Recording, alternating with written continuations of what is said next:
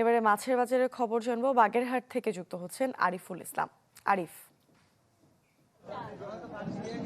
মূর্ছনা দাঁড়িয়ে আছি বাগেরহাটের দড়াটা নদীর তীরে যে কেবি মৎস্য বাজার বাসাবাটি এলাকায়। সেখানে আপনি জানেন যে উপকূলীয় জেলা বাগেরহাট বঙ্গোপসাগরের তীরে গঠন। এই বাগেরহাটের হাজার হাজার জেলে প্রতি মৌসুমে, বিশেষ করে শীত মৌসুমেও গভীর সমুদ্র থেকে সামুদ্রিক মাছ আহরণ করে এই কেবি মৎস্য বাজারে অবতরণ করে এবং এখান থেকে বাগেরহাট সহ জেলার বিভিন্ন জায়গা থেকে আড়তদাররা এই মাছ কিনে তারা বিক্রি করে থাকেন।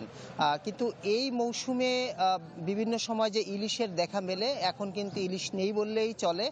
আপনি জানেন যে এখন শীত মৌসুম হওয়ার কারণে শুটকি মাছটা বেশি তারা প্রক্রিয়া করে থাকে, সেটা বঙ্গোপসাগর সংলগ্ন যে দুবলাচর সেখানে। আর এখানে এখন যেটা আমি এসে দেখলাম যে এখানে হচ্ছে আপনার যে মাছগুলো, সামুদ্রিক মাছগুলো দেখা যাচ্ছে, সেই মাছগুলো কিন্তু